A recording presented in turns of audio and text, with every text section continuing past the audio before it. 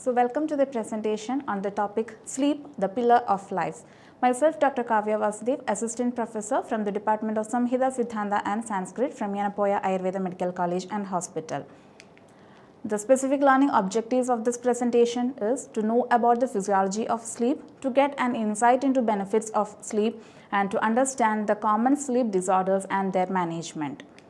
The contents of this presentation includes introduction to sleep, sleep physiology in brief, the benefits of sleep, the common encountered sleep disorders, their management and the references. We come across any of these two pictures almost all the day. If we have got a good quality sound sleep in the previous night, the day will be very much energetic, we will be in a happy mood and we will be very much energetic and productive. On the contrast, if we have not received or got the proper sleep during the night time, the day will be fully tired, we will feel very sleepy and we don't have the energy to work also. So in this present scenario of fast changing lifestyles, the continuous and changed and extended work timings and continuous and so much of travelings, we have to understand the importance of sleep, how it is affecting our body as well as mind and what are the consequences if we don't get a better sleep and how we can manage that sleep disorders. So moving with the topic sleep. As an introduction, we all know sleep is a fundamental biological process. It allows the body and mind to rest, repair and rejuvenate. All the living creatures need or demand for a sleeping time after a long hour of activity. It is estimated that an average individual spends nearly 1/3 part of their life in sleeping.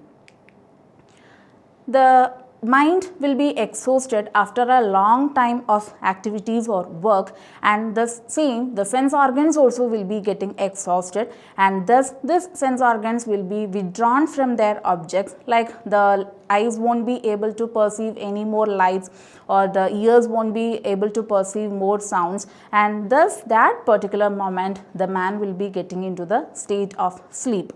There are 4 stages of sleep which we can consider or categorize into 2 stages, that is non-rapid eye movement stages and rapid eye movement stages. The first stage is NREM stage 1 in which we will be falling asleep, then we will be going into a light sleep stage and then going into a deep sleep and then is the REM sleep. So what happens in these stages? First stage of non-REM sleep, it is the changeover from wakefulness to sleep. It is the bedtime when we are going for the sleep. This is a short period which will be lasting for several minutes. In this time, the heartbeat, breathing and eye movements will become slow. This state will be transferred to stage 2 of non-REM sleep where the period of light sleep starts. Here the body temperature drops, the eye movements will be stopping, that's why it is called non-REM sleep, and also here the heartbeat, breathing, everything will be getting reduced, the muscles becomes more relaxed. And next is the deep sleep stage, that is the stage 3 non-REM sleep. This occurs in longer periods of the sleep during the night time and here the heartbeat and the breathing will become so much of low levels and muscles will be relaxed that it will be difficult to wake up from this particular stage. And this stage will be followed by REM stage which is occurs after 90 minutes after the falling asleep. Here the breathing becomes faster and the heart rate and blood pressure increases and which will be similar to that of the awakened state. And in this state of REM sleep we will be getting the dreams. So in Ayurveda, sleep is considered as one among the pillar of life. 3 pillars of life are mentioned, that is the food or ahara, nidra or the sleep and brahmacharya, that is the controlled lifestyle or the controlled sexual life. So sleep is having that much importance or it is being considered as one of the pillar. If there is an imbalance in sleep, it will cause various types of diseases or discomfort in our body as well as the mind. So what are the benefits of sleep if we are getting a good quality sleep as well as what happens if we are not getting a proper time for sleep? So sleep helps in the preservation of health. As a benefit, we can say it helps in preserving the health if we are getting a proper amount of healthy sleep, and it is also vital for the brain plasticity. That is, it is important, or it is very much essential for the cognitive functioning for proper reasons. Quality sleep is essential for the physical vitality, mental clarity, as well as emotional stability. So physical, mental, emotional and social well-being is being given by the proper sleep. The person who resort to proper sleep patterns are seen to be free from diseases. They have pleasant attitudes, or their moods will be good, and they will be endowed with strength, complexion and virility.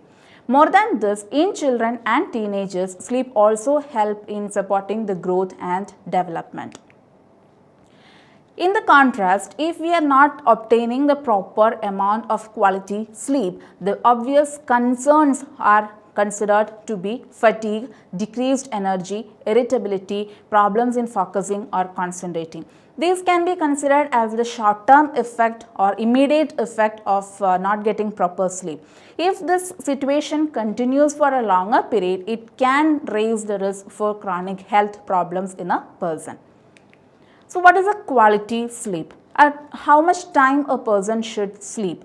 So basically, there are different factors which will be attributing towards the time a person should sleep. It includes the age of the person, it includes the physical condition of the person, if any diseases are there, or if on medications, or the environmental factors, the physical work that person is engaged, or the occupation he is engaged to.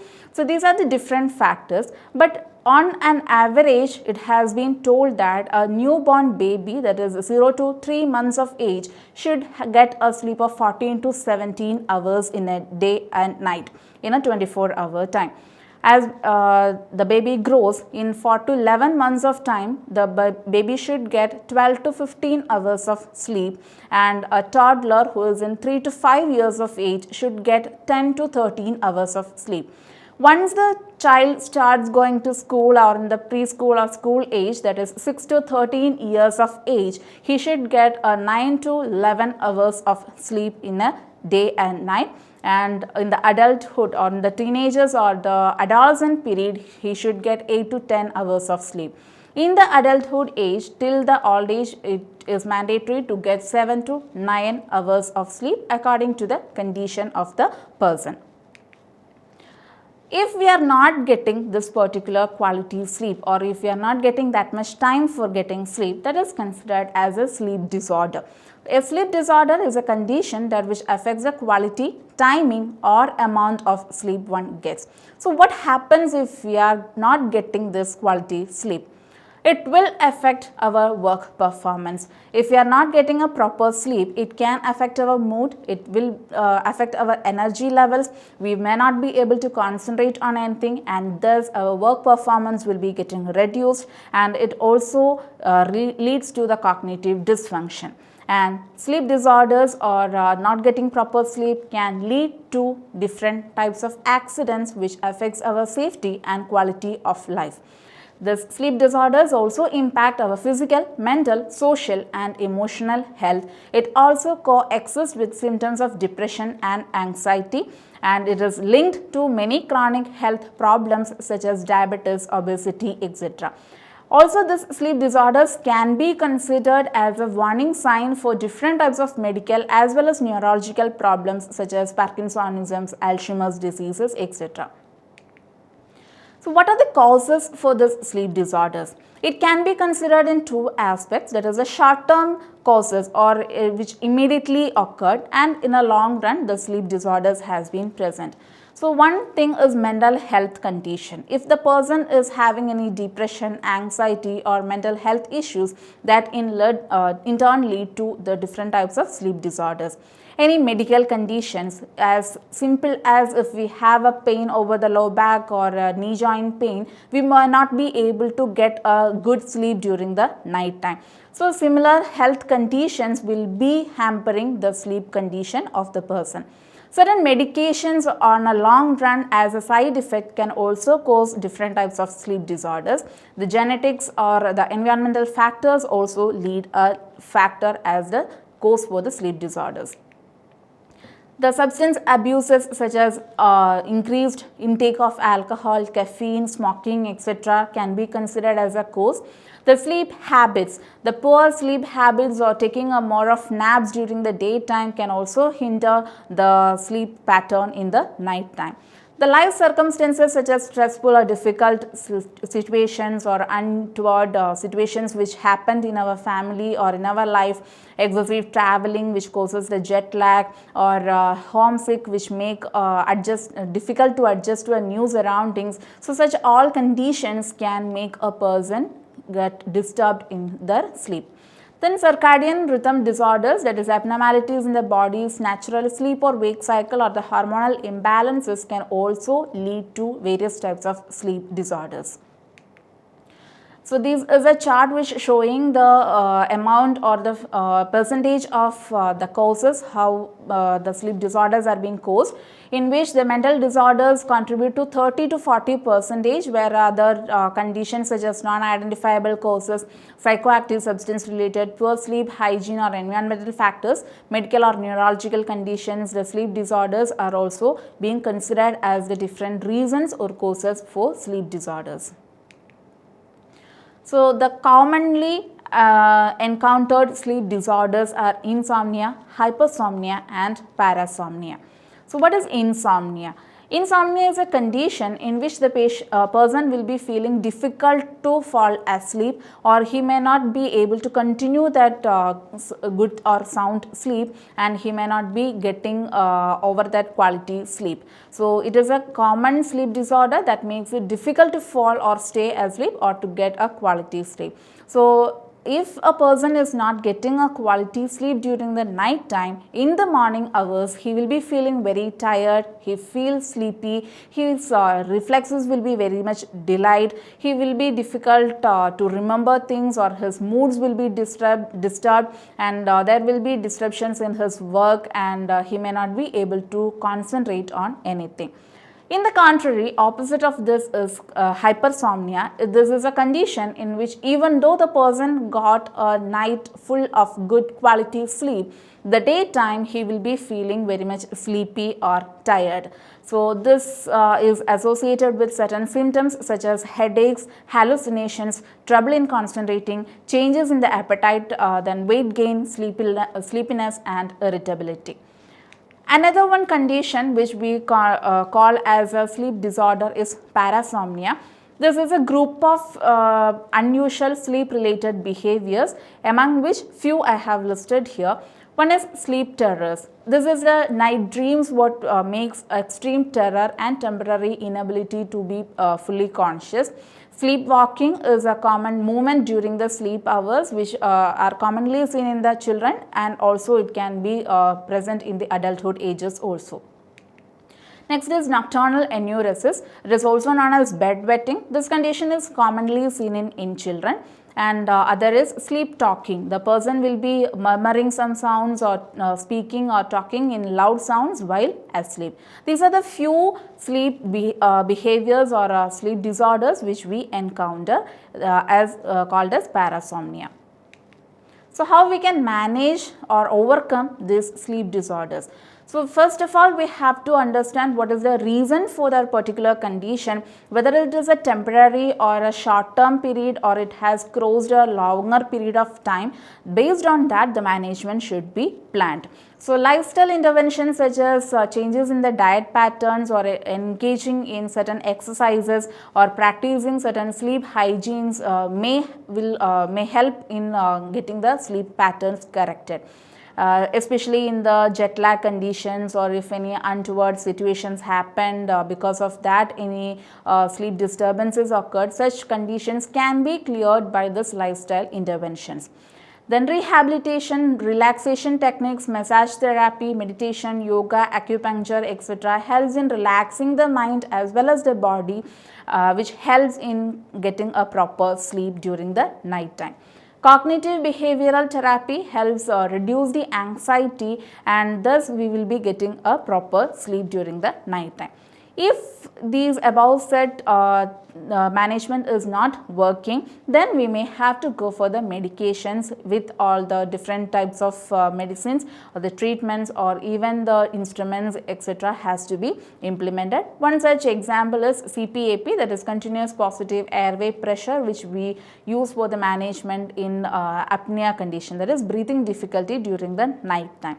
Other treatment includes like music therapy, which makes the body and mind very soothing and calming, which helps in getting the sleep. Orofacial therapy, which is the massage of the oral or the facial muscles, which again helps in getting the proper sleep during the night time. In Ayurveda, if we see the management for the sleep disorders, there has been told about the changes in the diet such as sweet and anxious foods or consumption of milk has been mentioned before the bedtime. Even a soft massage over the body, oil application over the head and getting a bath, then psychological measures has been mentioned as a management. So, if there is a mental ill health, then that will be causing sleep disorders. To correct that, the psychological measures, the counseling or the meditations, yoga therapies etc. can be implemented.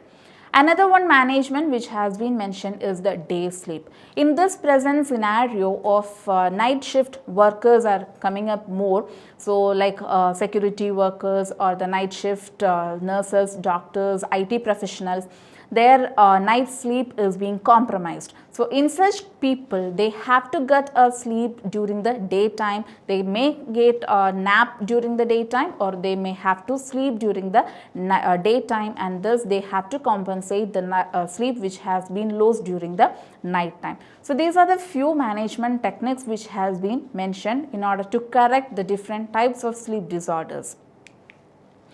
So, coming to the summary of this session, the sleep is a harmonious contribution by nature which involved approximately 1/3 of our life.